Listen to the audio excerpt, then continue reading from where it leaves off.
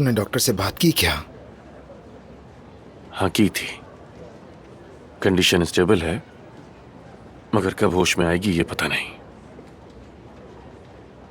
वो होश में आएगी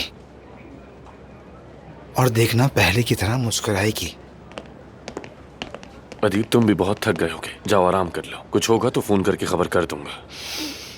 अब मैं अफसून से दूर नहीं रह सकता।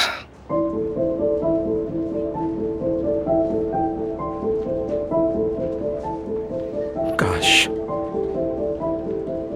उसे सब कह देता, मेरे दिल में क्या है उसे सब बता देता। पहली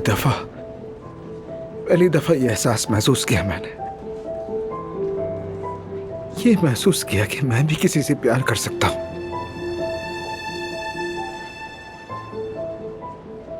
पर अफसोस, बस दुआ है वो एक बार होश में आ जाए। मेरे दिल में क्या है, क्या जज्बात हैं, सब बता दूंगा उसे।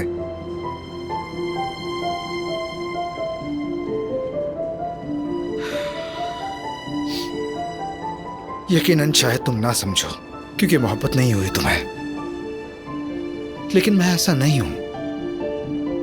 मैं सुबह किसी और को चाहूं और शाम को किसी और को, मेरे बस की बात नहीं। मैं अपने जज्बात रोक नहीं सकता,